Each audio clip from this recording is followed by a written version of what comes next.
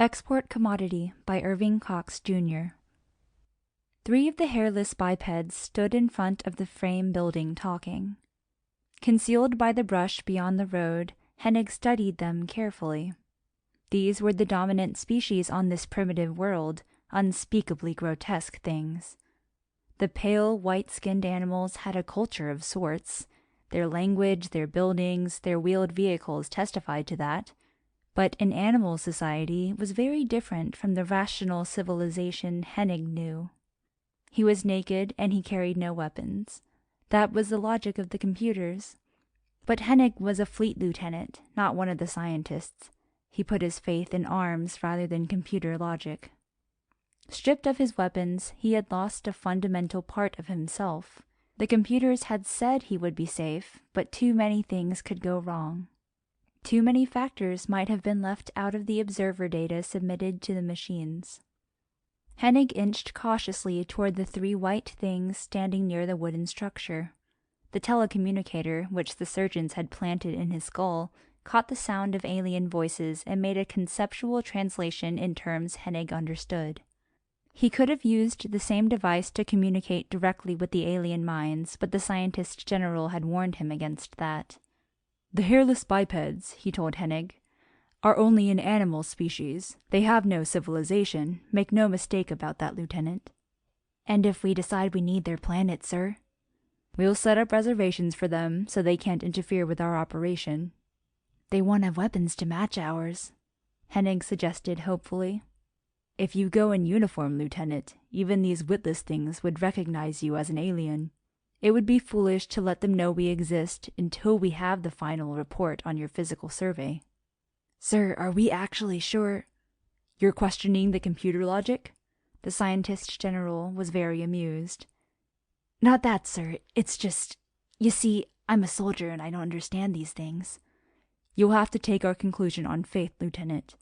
You're the only individual of your particular species aboard, and it would be absurd for us to wait for the center to send out a scientist with your physical qualifications. This planet is too insignificant for us to waste that much time on the survey. The chemistry of the atmosphere and the pressure of gravity approximate what you're accustomed to on your home world, Lieutenant Hennig, and the coincidence of your appearance is the best disguise you could have." "Sir, isn't it true that sometimes on these primitive worlds the animal species war against each other? Wouldn't I be likely to get involved?" "The computers say no, and we can't argue against mechanical logic, can we, Lieutenant?" Naturally, the scientists relied on their data, Hennig thought bitterly, but they weren't making the observation. They weren't standing naked and unarmed on an alien world. The miniature recorders set down by the ship were only machines, after all, without a logical sense of judgment. The lieutenant had experienced alien worlds before.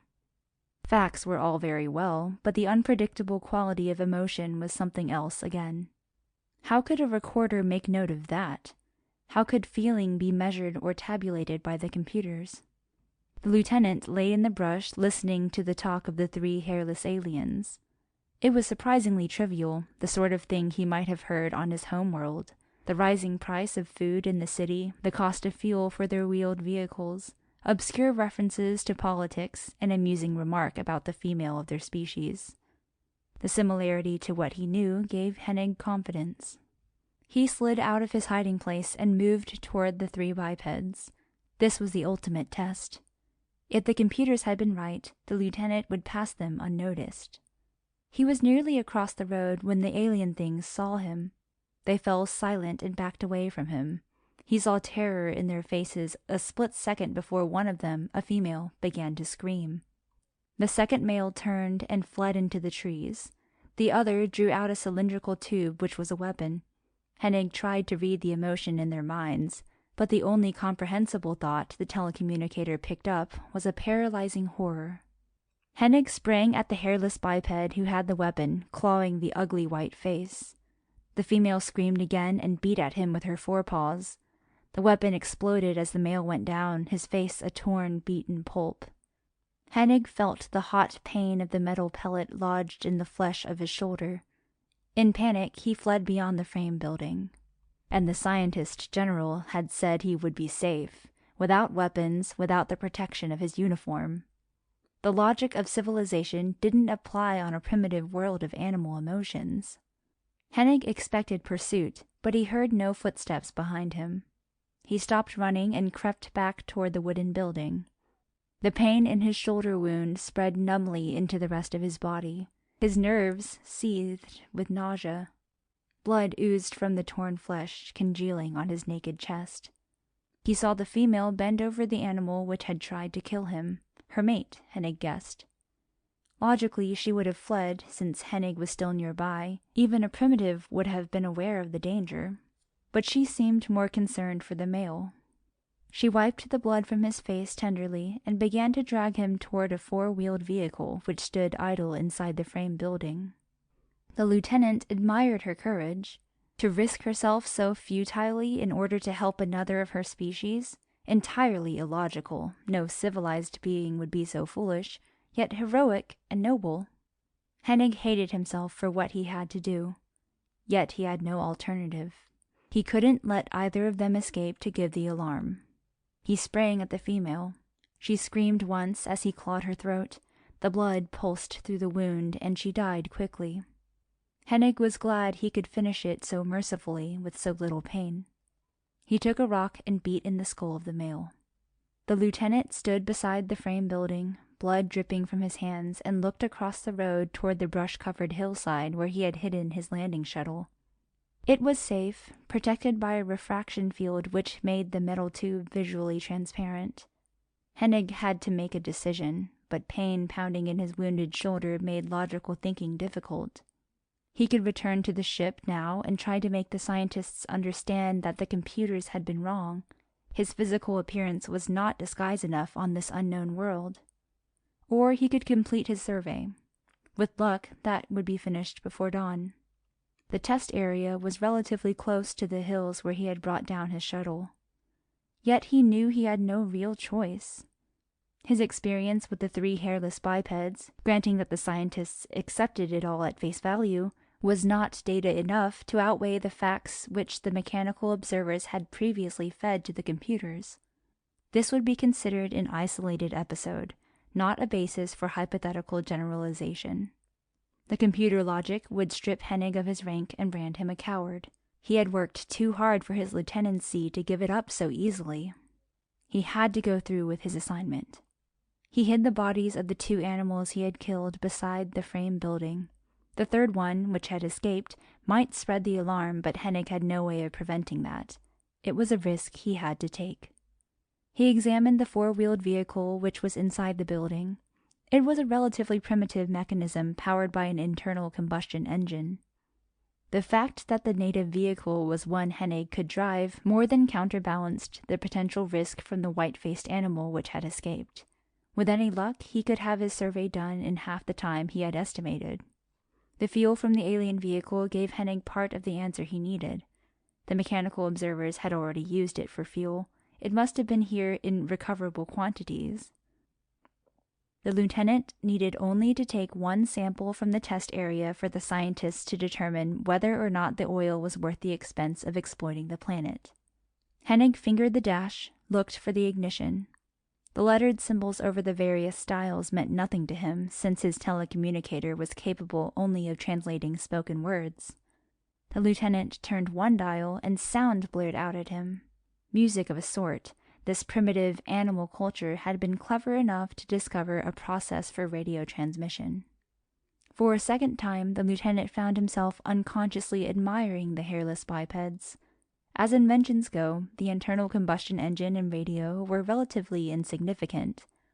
Yet this animal world had developed its technology without outside help, and that suggested a brilliant science. Hennig's empire had a vastly superior technology, but the scientists drew upon the ingenuity and inventive skill of 100 united worlds, and they had the tool of the logic computers. Far more characteristic of a primitive world was the ignition lock. An animal society, trapped by uncontrolled emotion, would have no mutual trust. Their machines would have to be locked against theft. That was the emotional environment Hennig had expected. But then he thought of the female who had stuck by her mate when it meant her own death. One jarring note, one violation of the predictable pattern, the more he considered it, the more it disturbed him. Was it typical of the way they all behaved? The lieutenant began to envy the illogic that made such affection possible. He thought of the mates he had been assigned from time to time by the psychological services. None of them, in a similar situation, would have tried to help him. Personal heroics were not a part of the computer civilization. He was suddenly conscious of the loneliness and the emptiness of scientific logic. These people, these pale, white-faced animals, had something better. And that thought was heresy. In haste, Hennig broke the ignition lock and twisted the loose wires together so he could start the motor. The seat was designed for bipeds, and it was most uncomfortable for him to drive the car. Fortunately, he had only a short distance to go. The oil field selected for the test area was in the foothills on the outskirts of the city. The traffic was heavier as he approached the field, but it was nearly dark by that time, and no one seemed to notice the lieutenant slumped low behind the wheel of the stolen vehicle. Had the computers been right, he wondered? Did he resemble an animal species which lived at peace among the aliens? In that case, what accounted for the reaction of the three hairless things when they first saw him? He had left the radio going, listening to the weird discord of the savage music. Sometimes a voice sang the melody, and his telecommunicator gave him a conceptual analysis of the words. All the lyrics revolved around one theme: personal affection. Love was apparently the dominant trend of this culture. According to their music, they died for it, sighed for it, cried for it. No sacrifice was too great if it were made in the name of love. Hennig saw nothing trite in the wording. His logical mind limited his understanding to a strictly literal translation. He knew that an animal society was built upon emotion, but he had never before come across a primitive world where the focal point was love. Hatred, greed, ambition, conflict, envy, those were typical and normal. The emphasis upon affection put this world in a special category. The white-faced bipeds had discovered a bond stronger than all the logic of the Empire. Because he was logical, the lieutenant had to admit that to himself. If the Empire came to exploit the oil resources, it would destroy something magnificent. But Hennig wasn't sure. He had too little specific data: the courage of one female, the chanted songs of a radio program. And, of course, the lonely isolation of the logical life he lived. But to throw that in as a factor was to argue emotionally, on an animal level, himself. As he turned down a side road into the oil field, the program of music ended, and Hennig heard a brief news summary. It was predominantly a report of a developing war. Now that made sense. That was the sort of emotional behavior Hennig expected from an animal world. But how could they sing love chants while they simultaneously prepared to slaughter each other? At the end of the broadcast, the newscaster mentioned the discovery of 2 brutally mutilated bodies behind a mountain garage. An alleged eyewitness is held by the police. He claims to have seen a strange animal approach the victims shortly before the murder. The announcer repeated a very accurate description of Hennig, which, he said, tallied with no species known to zoology. To Hennig, that statement was incomprehensible. The computers couldn't be that wrong. They were objective, logical machines, processing the information submitted by the mechanical observers. The computers said that Hennig resembled a native species. That much had to be true. The conclusion that he would be able to pass unnoticed on the alien planet might be faulty for lack of emotional data. But the newscaster claimed no such species existed. The lieutenant hid his vehicle in a copse of trees close to the deserted side road. He slid off the seat, glad to escape the cramped position behind the wheel. As he walked toward the oil field, his wound began to pain him again. With his tongue, he worked the small capsule loose from the back of his mouth, the only place where he could conceal it, since the computers had decreed that he come naked to this world. He stood beside a sump and watched the black earth filter slowly through the membrane into the capsule. In his own mind, Hennig had no doubt that the petroleum resources here were economically worth exploitation. He thought, for a moment, of the brutal occupation by the Empire fleet. the slaughter and the destruction before the survivors could be herded into prison reservations. The killing and the burning of their primitive cities didn't disturb him. The aliens were animals. Because of their biological evolution, they would never achieve a higher social level. They were eternally tied to emotion, and a logical civilization was beyond their mentality. To wipe them out meant no more to Hennig than the extermination of a germ colony or a nest of vermin. Still, the particular emotion dominating these bipeds was unique. It was worth preserving, if that emotion actually existed. If he were reading the data correctly. The lieutenant still didn't know. He still couldn't make up his mind. The test earth seeped slowly into the capsule. Hennig raised his eyes and studied the field. It was dark, and the skeletal shafts of the oil derricks were silhouetted against the glow of the city lights. The hairless bipeds had developed the field extensively.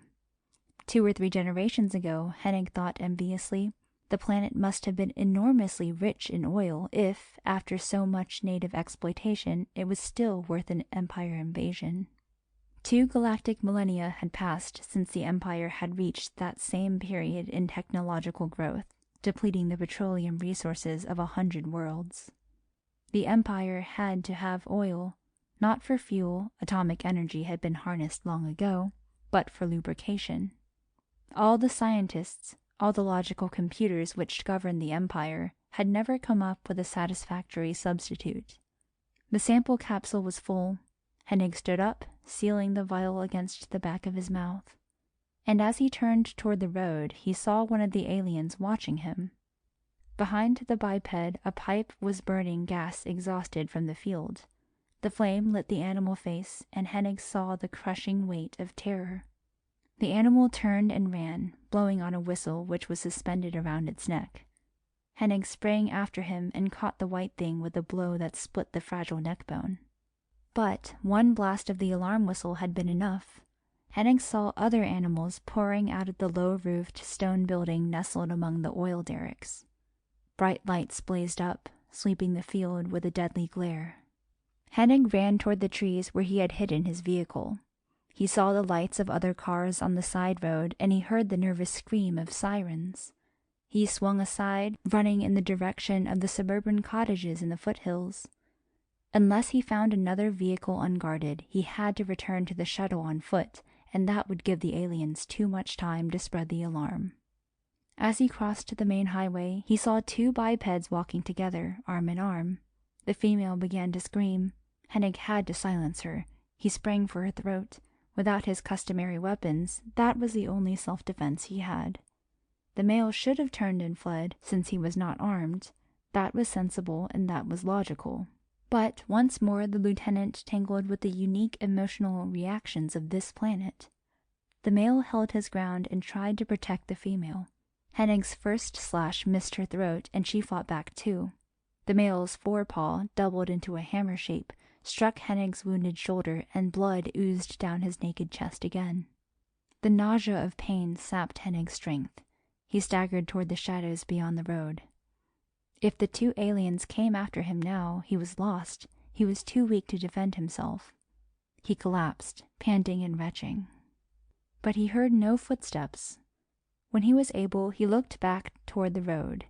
He saw the male holding the female in his arms and mopping blood from the gash Hennig had torn in her cheek. These inexplicable aliens and their affection for each other, it defied all logic and reason. Their behavior was absurd, yet somehow sublime, too.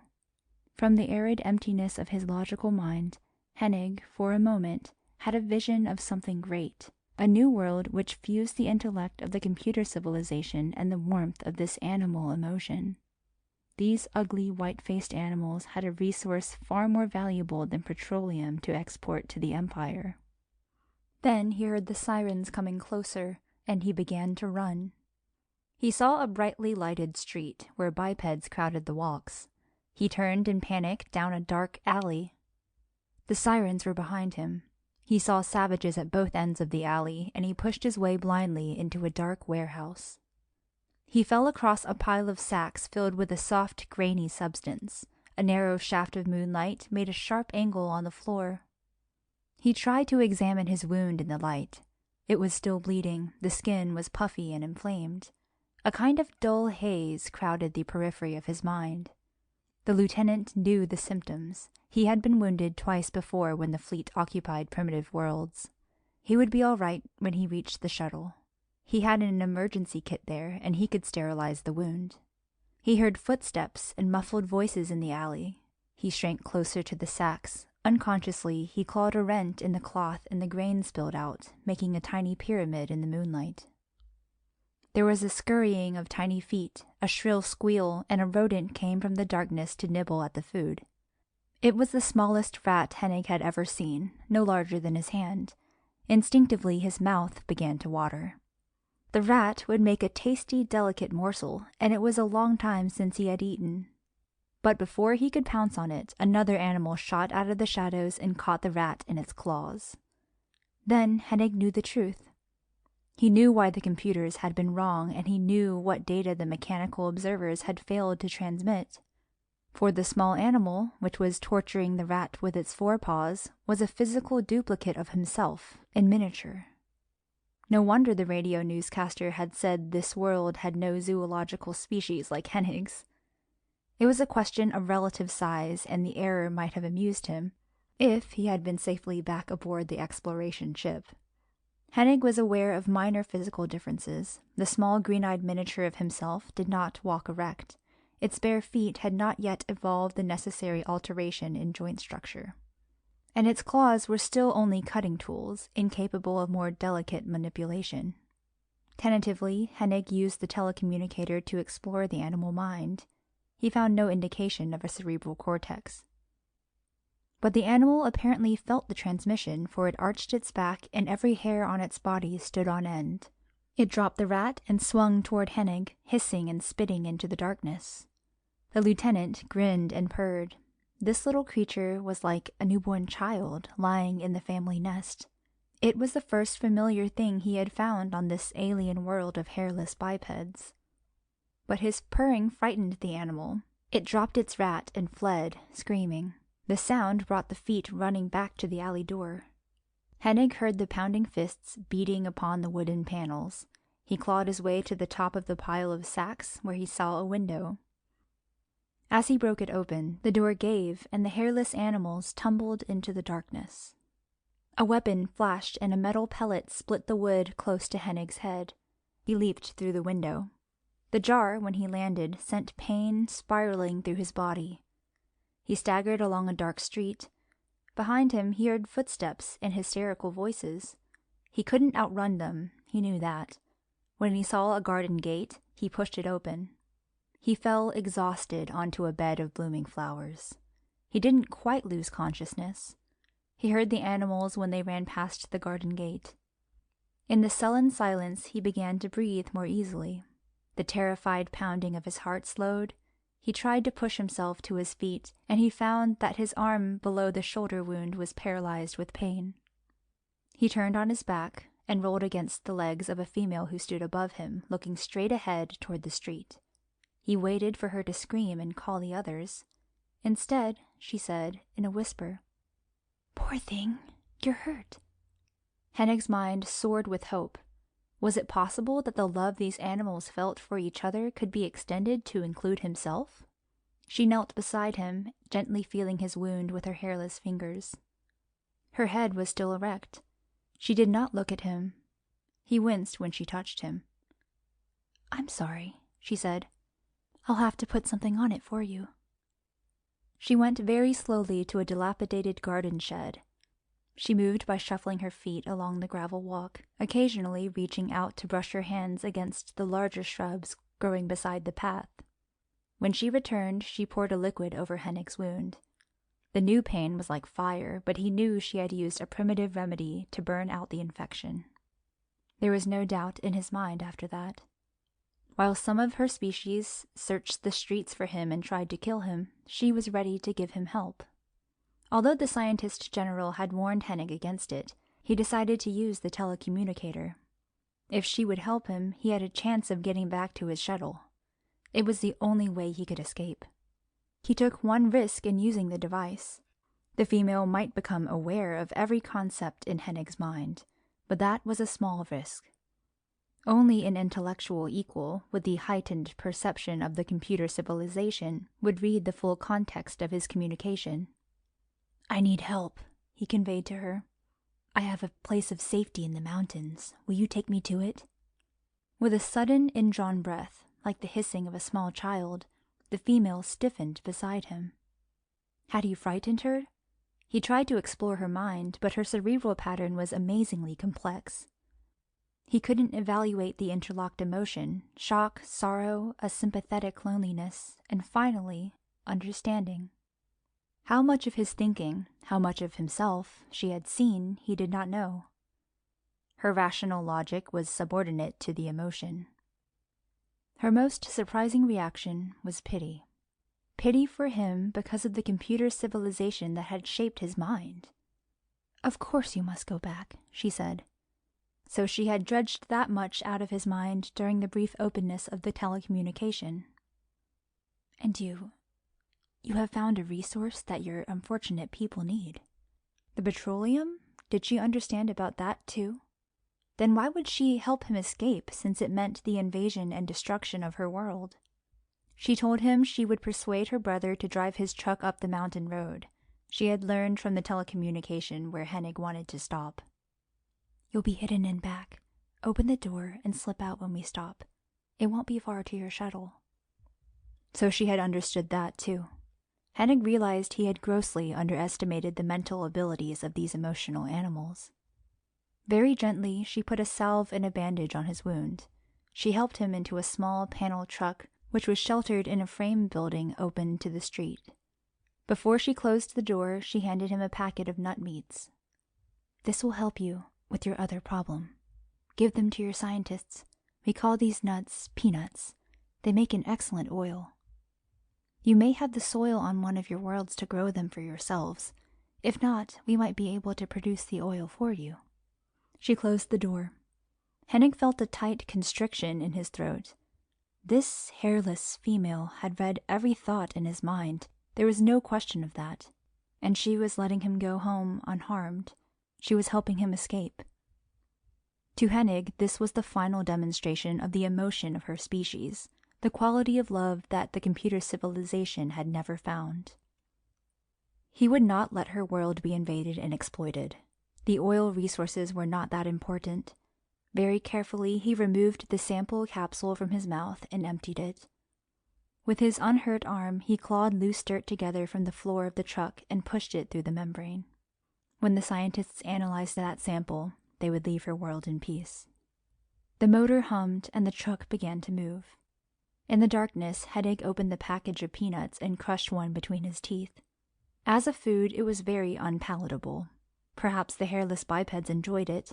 From her mind, the telecommunicator had picked up the fact that they looked upon it as a food, but nothing like this was of any value to the Empire. The various species in the computer civilization were not vegetable eaters. Hennig was sure the nut was not a source of oil. The female, of course, had underestimated his mentality, just as he had misjudged hers. The purpose of her gift was forlornly obvious. She wanted to buy off the invasion she had read in his mind, and presumably the nut meat was their favorite food, which they produced in quantity. The lieutenant grinned over her emotional foolishness. Her world needed no subterfuge to protect it. The bipeds had something better. They would be safe. Hennig would make sure of that. After a time, the truck came to a stop. Hennig opened the rear door and dropped to the road. He recognized the garage where he had killed the 2 aliens that afternoon. He knew where he was.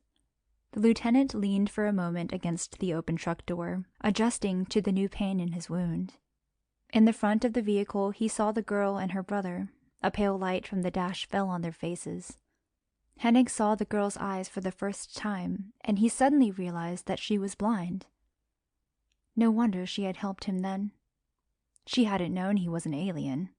That accounted, too, for her quick understanding of his telecommunication.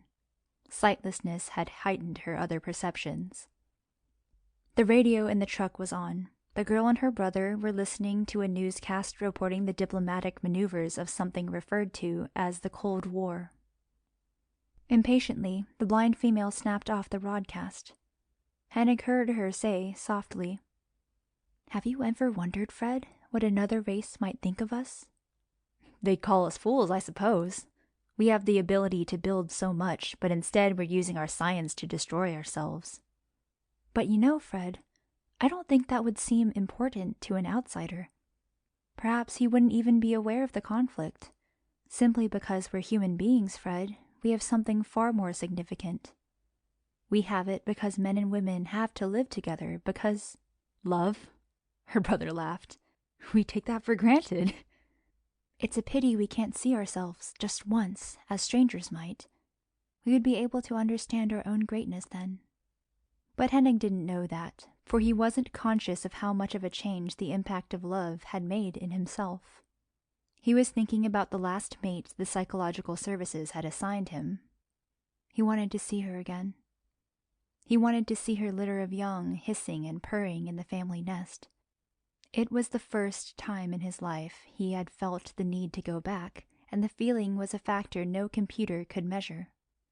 He would have clawed the throat of any scientist who told him such thinking was illogical, for Hennig had found what he considered to be the higher logic of emotion. Silently, Hennig scurried through the forest toward his shuttle, carrying with him a useless sample of dust fastened at the back of his mouth, and an idea that would one day overthrow his computer civilization. An emotion marked for export from an anthropoid world. The exportable commodity of man. End of Export Commodity by Irving Cox, Jr.